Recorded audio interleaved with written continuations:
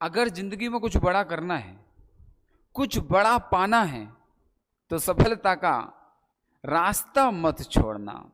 अगर जिंदगी में कुछ बड़ा करना है, कुछ बड़ा पाना है, तो सफलता का रास्ता मत छोड़ना। निरंतर पथ पर चलते रहना है, कभी मुंह मत मोड़ना। आप कैसे हैं? आशा करता हूं कि आप सब लोग आनंदमय कुशल मंगल होंगे। मैं दिलीप राय जायसवाल आपके अपने YouTube चैनल में स्वागत नंदन अभिनंदन करता हूं। और आज की करंट अफेयर्स के साथ हम आगे बढ़ते हैं। वीडियो अच्छा लगे तो लाइक शेयर, चैनल को सब्सक्राइब कर लेना, चलेगा। तो आज का जो करंट अफेयर्स है बहुत ही महत्वपूर्ण है, IMP है। और आज के करंट अफेयर्स में सबसे खास बात क्या है, इसमें अंत में आज मैं बताने वाला हूं आपको अनुसूचियां कि संविधान में कितनी अनुसूचियां हैं और कौन सी अनुसूची में क्या दिया गया है।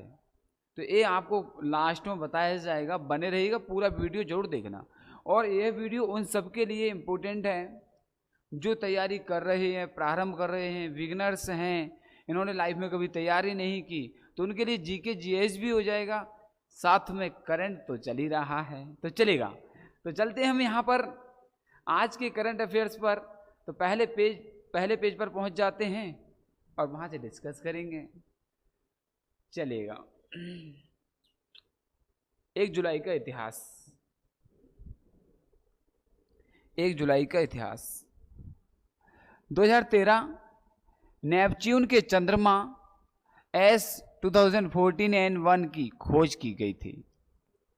नेपच्यून का एक चंद्रमा था और उस पर, ठीक है, जो हमारा वरुण है, वरुण पर S2014N1 की खोज की गई थी 2013 में, 1 जुलाई 2013 में। 1991 वर्साई की संधि भंग कर दी गई थी।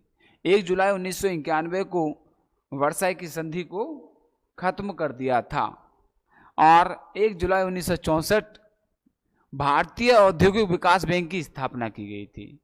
भारतीय औद्योगिक विकास बैंक की स्थापना की गई थी, Indian industrial development bank, IIDB की स्थापना की गई थी 1 जुलाई 1964 को। और एक और important, 1 July 1955 imperial bank of India का राष्ट्रीयकरण किया गया था। 1 जुलाई 1955 को इंपीरियल बैंक ऑफ इंडिया का राष्ट्रीयकरण किया गया। और इसी समय पर इंपीरियल बैंक ऑफ इंडिया का राष्ट्रीयकरण किया, नेशनलाइजेशन किया, और साथ ही इसका नाम बदलकर स्टेट बैंक ऑफ इंडिया आज ही किया गया था 1 जुलाई को। तो SBI का स्थापना दिवस 1 जुलाई, और इसी दिन 1 जुलाई 1955 को इंपीरियल बैंक ऑफ इंडिया के नाम से था, उसका राष्ट्रीयकरण किया, उसका नाम बदलकर SBI नाम रख दिया गया। इंपॉर्टेंट है। 1 जुलाई 1921 कम्युनिस्ट पार्टी ऑफ चाइना की स्थापना की गई थी। 1 जुलाई 1921 में कम्युनिस्ट पार्टी ऑफ चाइना, एक ही पार्टी है, इसकी स्थापना की गई थी। 1 जुलाई 1862 कलकत्ता उच्च न्यायालय का उद्घाटन किया गया था, 1862 में 1 जुलाई को। तो ये 1 जुलाई के IMP कुछ इवेंट्स हैं, रिमाइंड रखना। बाद में आपको लास्ट तक ले चलूँगा, अनुसूचियाँ, शेड्यूल्स जो हमारी कौन कौन सी हैं, 12 शेड्यूल्स हैं, संविधान का पार्ट है, इंपॉर्टेंट है, बने रहिएगा, चलेगा। आगे चलते हैं। अगला, भारत की विश्व कप विजय के बाद कोहली, रोहित और जडेजा ने T20 अंतर्राष्ट्रीय क्रिकेट से संन्यास ले लिया। कोहली जी, रोहित जी और जडेजा जी तीनों ने T20 से अलविदा कह दिया है, ठीक है। भारत ने 24 T20 विश्व कप अपने नाम किया और दक्षिण अफ्रीका को 7 विकेट से हराकर 13 वर्षों के बाद विश्व कप जीता। इंपॉर्टेंट है, 7 विकेट से। कोहली ने 125 मैचों में 88 रन के रिकॉर्ड के साथ T20 से संन्यास लिया, जिसमें 38 अर्धशतक सहित, ठीक है, इतने की औसत से शामिल है।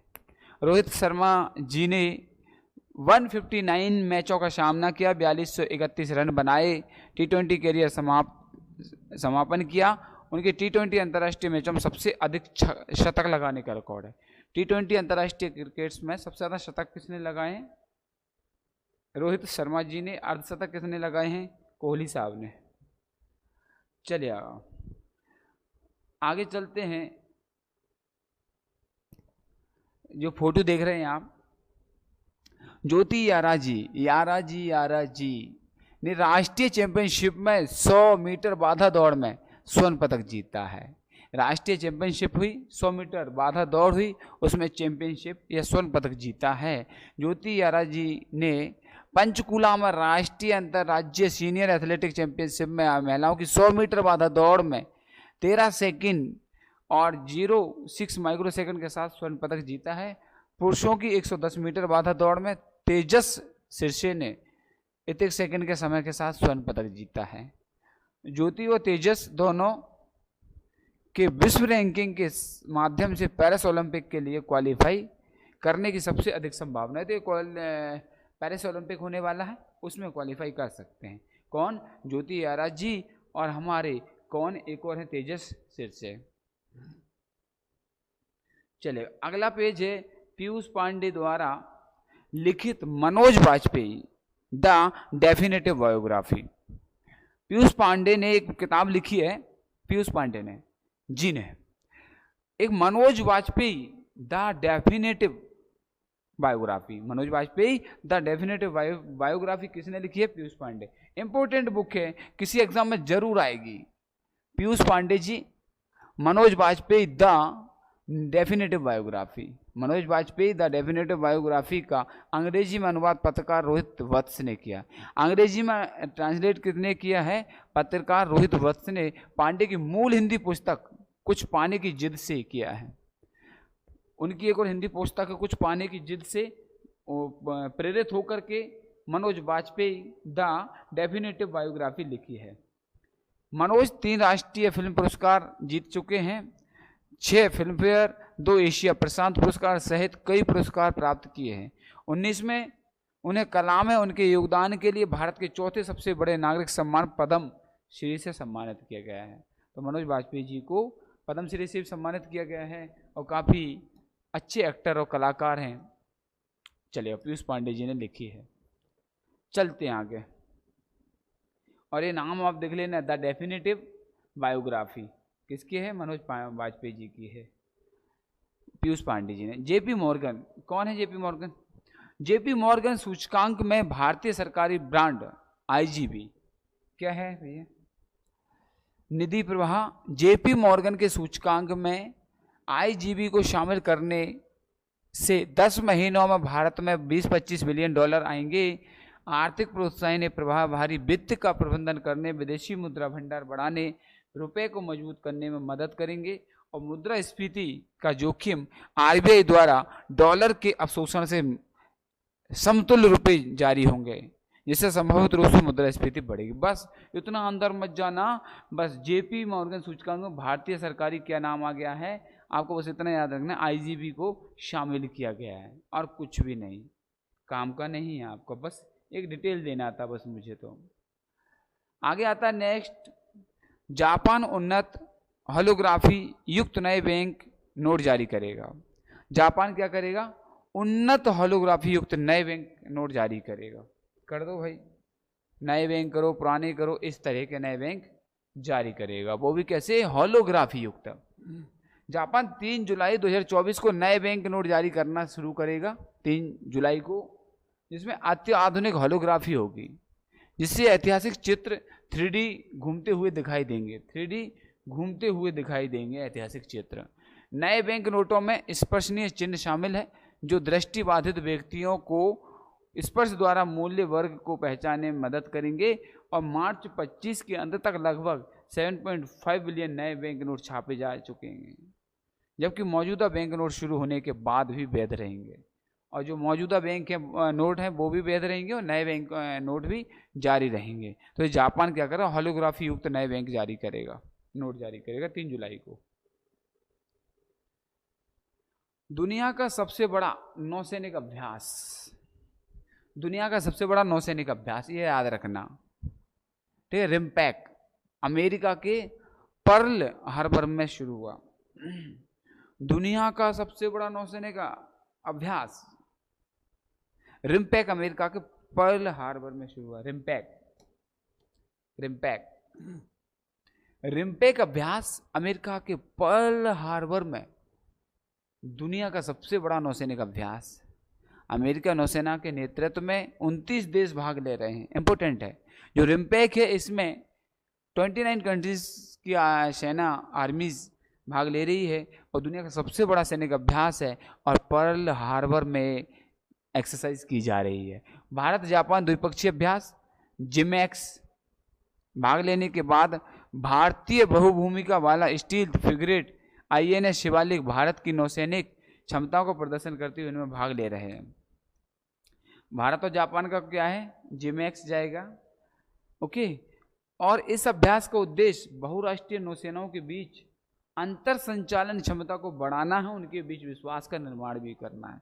अंतर क्षमता का निर्माण करना है, उनके बीच का विश्वास बढ़ाना है। कहाँ पर हो रहा, पर्ल हार्बर में हो रहा। अमेरिका के रिम्पैक नाम है, 29 कंट्री की आर्मी फोर्सेस इसमें शामिल हो रहे हैं। दुनिया का सबसे बड़ा नौसैनिक अभ्यास रिम्पैक अमेरिका के पर्ल हार्बर में हो रहा है, ध्यान रखना। सेना प्रमुख जनरल मनोज पांडे हुए। मनोज पांडे जी ने क्या कर दिया है, सेवानिवृत्त हो गए हैं, रिटायरमेंट ले लिया। प्रमुख सेना प्रमुख जनरल मनोज पांडे, और गॉर्ड ऑफ ऑनर दिया गया था इनको। 4 दशक से अधिक सेवा के बाद सेना प्रमुख के पद से सेवानिवृत्त हो रहे जनरल मनोज पांडे, ठीक है। किससे, औपचारिक गार्ड ऑफ ऑनर से सम्मानित किया गया। राष्ट्रीय युद्ध स्मारक पर उनकी सेवा के लिए आभार व्यक्त किया। क्या 82 में कोर ऑफ इंजीनियर्स बॉम्बे सेपर्स में शामिल हुए थे। उन्हें परम विशिष्ट सेवा पदक, अतिथि विशिष्ट सेवा पदक, विशिष्ट सेवा पदक से सम्मानित किया गया और जनरल उपेंद्र द्विवेदी जी ने उनका पदभार संभाला है। उनके स्थान पर कौन आ गए हैं, ठीक है, उपेंद्र द्विवेदी, जनरल यू द्विवेदी, उपेंद्र द्विवेदी जी आ गए हैं मनोज पांडे जी की जगह पर। मनोज पांडे जी ने रिटायरमेंट लिया, कौन आ गए हैं, उपेंद्र द्विवेदी जी आ गए हैं। चलेगा, अगला आता है नेक्स्ट। विश्व के सबसे युवा ग्रैंड मास्टर ने एक ही मैच में 26 प्रतिद्वंदियों को हरा दिया। कैसे हराया, MIT शतरंज अकादमी ने एक प्रदर्शनी मैच का आयोजन किया जिसमें विश्व के सबसे युवा ग्रैंड मास्टर परिमार्जन नेगी, ये परिमार्जन नेगी हैं, परिमार्जन नेगी ने भाग लिया। और MIT शतरंज अकादमी स्थापना उभरते खिलाड़ियों को अपनी प्रतिभा को निखारने, राष्ट्रीय अंतर्राष्ट्रीय शतरंज में अपनी पहचान बनाने के लिए एक मंच प्रदान करता है, जिसमें दिल्ली NCR के 26 खिलाड़ी एक ग्रैंड मास्टर के साथ खेला और 26-0 की निर्णायक जीती, जिसका नाम क्या है, परिमार्जन नेगी ने 26 खिलाड़ियों को हरा दिया, परिमार्जन नेगी ने। अगला प्रश्न आता है, BCCI ने T20 विश्व कप के बाद टीम इंडिया के लिए, BCCI ने T20 विश्व कप के बाद टीम इंडिया के लिए 125 करोड़ के पुरस्कार की घोषणा की है। टीम इंडिया के लिए कितना, 125 करोड़ की घोषणा की है। 2, भारतीय क्रिकेट कंट्रोल बोर्ड BCCI, भारतीय cricket control board of India, ठीक है, board of cricket control India ने ICC पुरुष T20 विश्व कप में 24 में जीत के बाद टीम इंडिया के लिए 125 करोड़ रुपए के पुरस्कार की घोषणा की है। जैसा कि BCCI सचिव जय शाह, सचिव कौन है, जय शाह, रोहित शर्मा की अगुवाई वाली टीम इंडिया पूरे टूर्नामेंट में एक भी मैच हारे बिना T20 विश्व कप जीतने वाली पहली टीम बनकर इतिहास रचा है, इसलिए इसको ये दिया जा रहा है।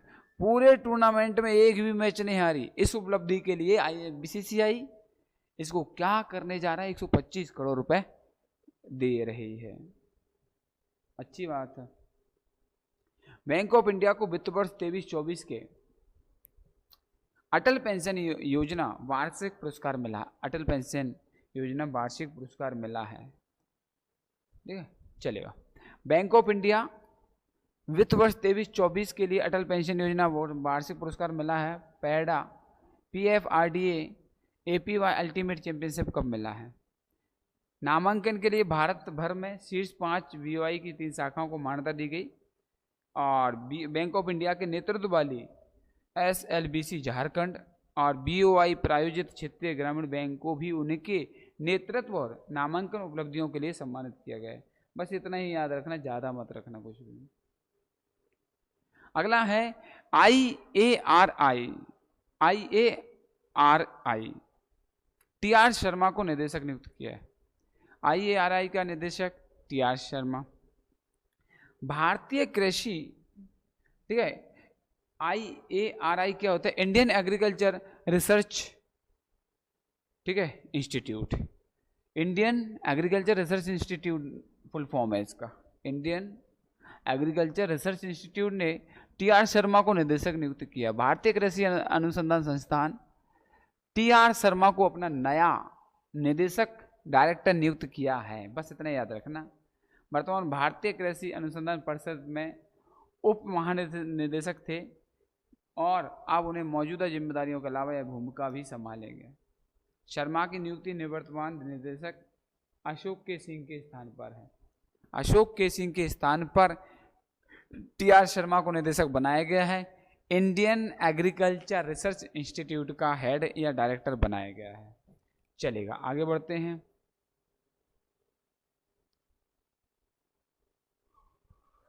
उत्तरदायी AI विकास को बढ़ावा देने के लिए ग्लोबल इंडिया AI शिखर सम्मेलन। अब यहाँ पर क्या हो रहा है? ग्लोबल इंडिया AI शिखर सम्मेलन हो रहा है आर्टिफिशियल इंटेलिजेंस को बढ़ावा देने के लिए।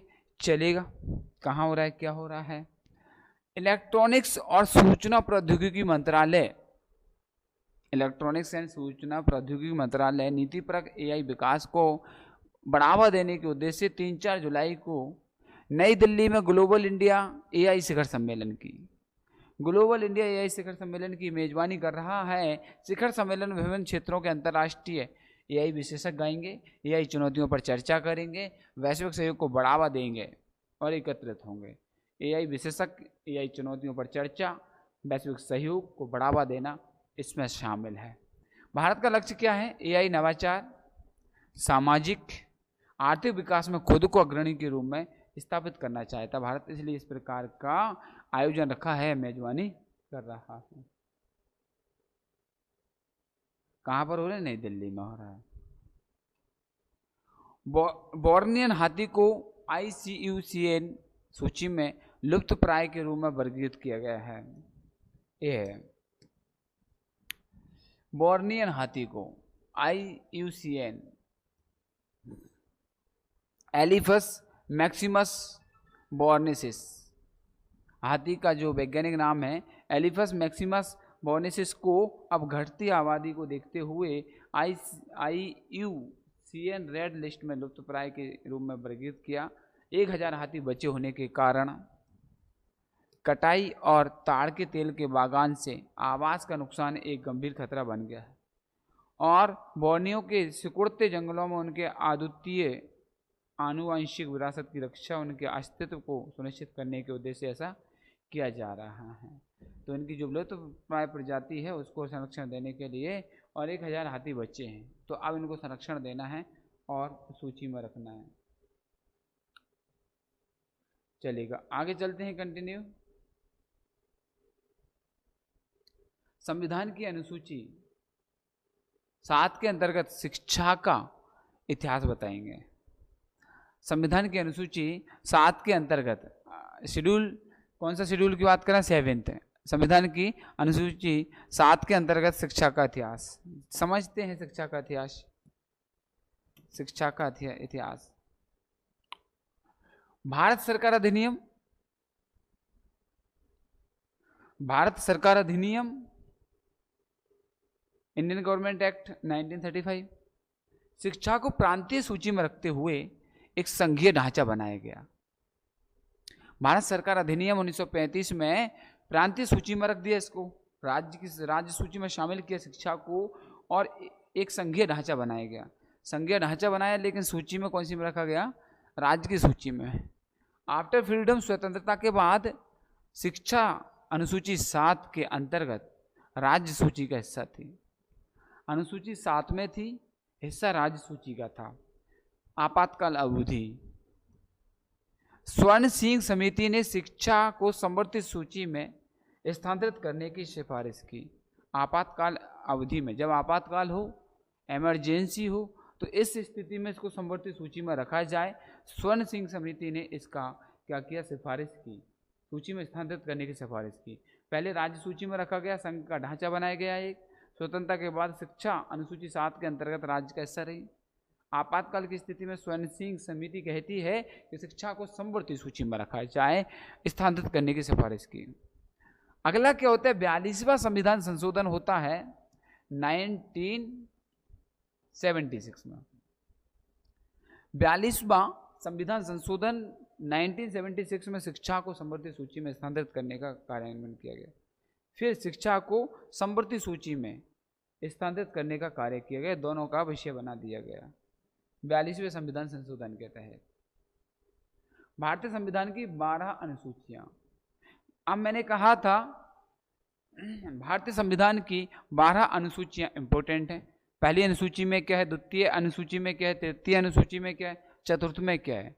ये परीक्षा की दृष्टि से महत्वपूर्ण है और इसको आपको जरूर पढ़ना समझना है, और हर परीक्षा की तैयारी के लिए एक महत्वपूर्ण विषय, टॉपिक या चैप्टर है। भारतीय संविधान की 12 अनुसूचियां। पहली अनुसूची राज्यों और केंद्र शासित प्रदेशों की सूची है। इसमें राज्य और केंद्र शासित प्रदेशों का वर्गीकरण है, कौन सा राज्य होगा, कौन सा केंद्र प्रदेश शासित प्रदेश होगा, इस पर चर्चा की गई है। बस इतना था। दूसरी, इसमें राष्ट्रपति, मुख्य न्यायाधीश, उच्च न्यायालय, सर्वोच्च न्यायालय के न्यायाधीश, नियंत्रक, महालेखा परीक्षक, राज्यपाल, विधानसभा अध्यक्ष, लोकसभा के उपाध्यक्ष, राज्यों की परिषद के अध्यक्ष, उपाध्यक्ष, विधानसभा के अध्यक्ष, राज्य की विधान परिषद के अध्यक्ष, उपाध्यक्ष के वेतन के प्रावधान शामिल हैं। बस इतना, वेतन भत्ते।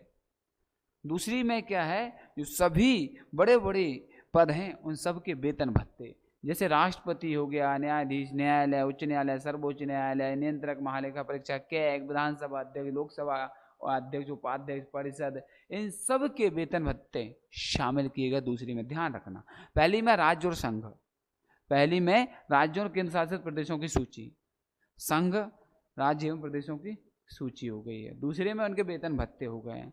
तीसरी अनुसूची शपथ और प्रतिज्ञान के रूप। पहले में क्या हुआ, राज्य और केंद्र शासित प्रदेशों का वर्णन। दूसरे में ये जो बड़े बड़े पद हैं जो देख रहे हैं आप, राष्ट्रपति से लेकर यहाँ तक, इन सभी के लिए वेतन भत्ते। और तीसरी अनुसूची में शपथ और प्रतिज्ञान के रूप दिए गए, इंपॉर्टेंट है शपथ और प्रतिज्ञा। चौथी अनुसूची भारत के प्रत्येक राज्य के लिए राज्यसभा में सीटें आवंटित करना। भारत के प्रत्येक राज्य के लिए राज्यसभा में सीटें आवंटित करना। तो 4 में आपको याद रखना है, राज्यसभा में सीटों का आवंटन। पहला क्या, संघ, राज्य और केंद्र शासित प्रदेशों के लिए सूची। दूसरा, जो जितने भी पद दिख रहे हैं आपको, विधानसभा, लोकसभा, राष्ट्रपति, उच्च न्यायालय, सर्वोच्च न्यायालय, सबका, तो इन सबके वेतन भत्ते। तीसरी अनुसूची में शपथ और प्रतिज्ञान। चौथी अनुसूची में राज्यसभा में सीटों का आवंटन, भारत के प्रत्येक राज्य के लिए राज्यसभा के लिए सीटों का आवंटन। 5वीं अनुसूची में अनुसूचित क्षेत्रों और जनजातियों का प्रशासन एवं नियंत्रण। अनुसूचित क्षेत्रों का, अनुसूचित क्षेत्रों एवं जनजातियों का प्रशासन नियंत्रण। पहले तो अनुसूचित क्षेत्रों को टारगेट करना कहाँ पर है, फिर जनजातियों का प्रशासन भी करना और नियंत्रण करना, उससे संबंधित योजना वगैरह बनाना। ये 5वीं अनुसूची कहती है। क्या कहती है, रिपीट करिएगा, अनुसूचित क्षेत्रों, जनजातियों का शासन प्रशासन पर नियंत्रण। चौथी क्या कहती है, प्रत्येक राज्य के लिए राज्यसभा में सीटों का आवंटन। तीसरी क्या कहती है, शपथ और प्रतिज्ञान, वेतन भत्ते। और पहली अनुसूची क्या कहती है, केंद्र शासित प्रदेश और राज्य। 6वीं अनुसूची आसाम, मेघालय, त्रिपुरा, मिजोरम, लद्दाख में जनजातीय क्षेत्र के प्रशासन के प्रावधान। आसाम, मेघालय, त्रिपुरा, मिजोरम, ये उधर के होगा, ठीक है। असम, मेघालय, त्रिपुरा, मिजोरम और लद्दाख में जनजातीय क्षेत्र के प्रशासन के लिए, इनमें जनजातीय क्षेत्र के लिए। 5वें में अनुसूचित क्षेत्रों को पहचानना है, जनजातियों का प्रशासन नियंत्रण रखना है, और स्पेशली 6 में जैसे आसाम, मेघालय, त्रिपुरा, मिजोरम और लद्दाख में जनजातियों के प्रशासन के लिए 6 हो गई हैं। 7वीं अनुसूची संघ और राज्यों के बीच शक्तियों और कार्यों का आवंटन। 7वीं अनुसूची कहती है संघ और राज्यों के बीच शक्तियों और कार्यों का आवंटन। इसमें 3 सूचियां हैं। संघ सूची, केंद्र सरकार के लिए 97 विषय। 7वीं अनुसूची में संघ और राज्यों के बीच शक्तियों का आवंटन, इसमें 3 सूचियां हैं। समवर्ती सूची, पहले संघ सूची। संघ सूची केंद्र सरकार के लिए होगी, 97 विषय होंगे। राज्यों की सूची राज्य सरकार के लिए होगी, 66 विषय होंगे। ध्यान रखना 66 राज्य सूची, संघ सूची 97, समवर्ती सूची 47 विषय, संघ और राज्य दोनों के विषय होंगे। रिपीट कर दूं, संघ और राज्य के बीच शक्तियों का आवंटन होगा, 3 सूचियां होंगी। पहली होगी संघ सूची, संघ का विषय होगा, 97 विषय होंगे। दूसरी है राज्य सूची, राज्य की सरकार की शक्तियां 66 विषय और 47 विषय रहेंगे संघ और राज्य समवर्ती सूची में। 8वीं अनुसूची संविधान द्वारा मान्यता प्राप्त भारत की 22 भाषाओं की सूची। 22 भाषाओं की सूची को मान्यता दी गई, 22 भाषाओं को इसमें रखा गया है। 8वीं में मान्यता प्राप्त भारत की 22। सिंधी को 1967 में सबसे पहले इसमें 8 भाषाएं जोड़ी गई थी। कितनी? 14 भाषाएं जोड़ी गई थी, माफी चाहूंगा। सबसे पहले कितनी भाषाएं जोड़ी गई थी? स्टार्टिंग में जब संविधान बना था 8वीं अनुसूची में मात्र 14 भाषाएं थी। फिर 4 भाषाओं को जोड़ा गया, 18 हो गई। फिर 4 को जोड़ा गया, 22 हो गए। 1967 में सिंधी को 21वें संशोधन द्वारा जोड़ा गया, 15 हो गई। सिंधी को 21वें संविधान संशोधन द्वारा 1967 में जोड़ा गया। कोंकणी, मणिपुरी और नेपाली को, कोंकणी, मणिपुरी और नेपाली, सिंधी को तो 1967 में 21वें संविधान संशोधन द्वारा जोड़ा गया। कोंकणी, मणिपुरी, नेपाली, ध्यान रखना सिंधी जुड़ गई। अब आ गई कोंकणी, फिर कौन सी आ गई? मणिपुरी, नेपाली। 92 में 1992 में 71वें संविधान संशोधन द्वारा जोड़ा गया। 92 में 71वां संविधान संशोधन हुआ। 93 ठीक है, 73वां संविधान संशोधन 93 में हुआ, जिसमें पंचायती राज जोड़ा गया, तो बताऊंगा। फिर संथाली, मैथिली, बोडो और डोगरी 2003 में 92वें संविधान संशोधन द्वारा जोड़ा गया। संथाली, मैथिली, बोडो, डोगरी 3 में 92वें संविधान संशोधन द्वारा जोड़ा गया। 9वीं अनुसूची 51 में प्रथम संशोधन द्वारा जोड़ा गया। 9वीं को 91 में जोड़ा गया प्रथम। यहाँ पर बात आएगी कि सबसे पहला संविधान संशोधन कब हुआ? 51 में, 1951 में। क्या जोड़ा गया? उसमें 9वीं अनुसूची जोड़ी गई। 8वीं अनुसूची में क्या बदलाव हुए? 1961 में 21वें संविधान संशोधन द्वारा सिंधी भाषा को जोड़ा गया। कोंकणी, मणिपुरी और नेपाली को 92 में, ठीक है, 71वें संविधान संशोधन द्वारा जोड़ा गया। संथाली, मैथिली, बोडो, डोगरी, संथाली, मैथिली, बोडो, डोगरी को 3 में 92वें संविधान संशोधन द्वारा जोड़ा गया। 9वीं अनुसूची 51 में प्रथम संशोधन द्वारा जोड़ा गया। इसमें भूमि स्वामित्व, भूमि कर, रेलवे, उद्योगों से संबंधित अधिनियम, आदेश और आदेश शामिल है। संपत्ति का अधिकार अभी मौलिक अधिकार नहीं है, पहले संपत्ति का अधिकार भी था, तो इसको हटा दिया गया। ठीक है, चलेगा, इंपोर्टेंट है। 9वीं अनुसूची को देख सकते हैं।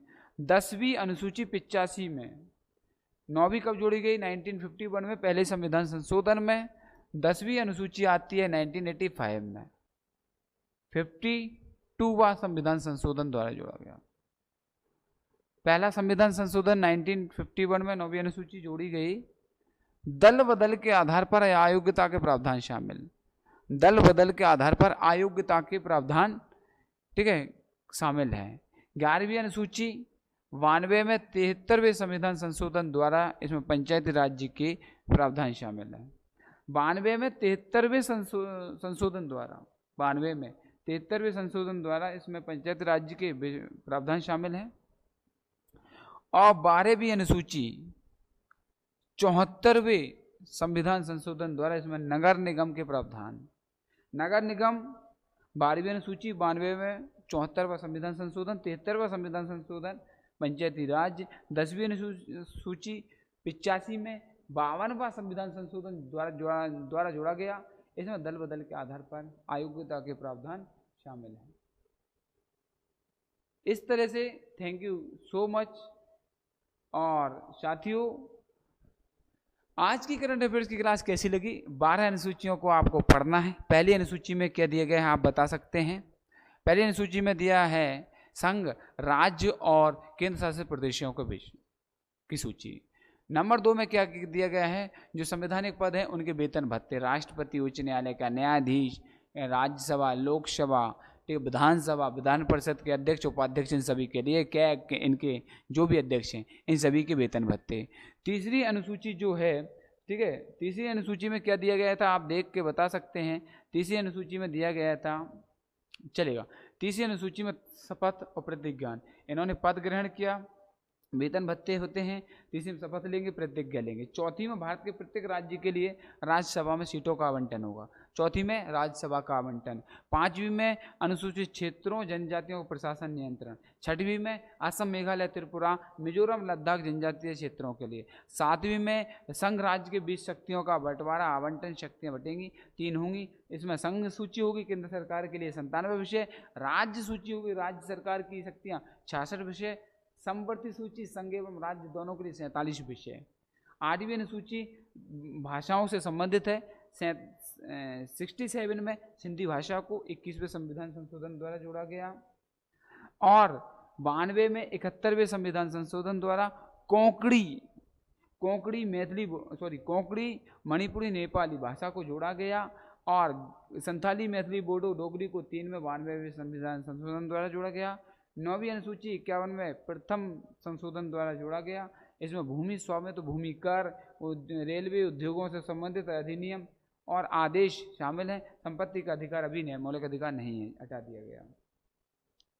आगे 10वीं अनुसूची दल बदल से संबंधित है और का 85 में 52वें संविधान संशोधन द्वारा जोड़ा गया। दल बदल के आधार पर अयोग्यता का प्रावधान शामिल है। 11वीं अनुसूची 92 में 73वें संविधान संशोधन द्वारा पंचायती राज्य के प्रावधान शामिल किए गए। 12वीं अनुसूची 92 में 74वें संविधान संशोधन द्वारा इसमें नगर निगम के प्रावधान शामिल किए गए। तो थैंक यू सो मच, धन्यवाद आपका, बहुत बहुत शुक्रिया, आपने पूरा वीडियो देखा। वीडियो को लाइक, शेयर, चैनल को सब्सक्राइब करें। अगले वीडियो में इस तरह से कुछ भी नया कॉन्सेप्ट लेकर आएंगे जिससे आपकी जीके जीएस तैयार होगी, आपका यूपीएससी पीएससी वनडे एग्जाम्स की तैयारी अच्छे से हो सके, ये हम ध्यान रखेंगे, ख्याल रखेंगे। तब तक के लिए जय हिंद, जय भारत, भारत माता की जय।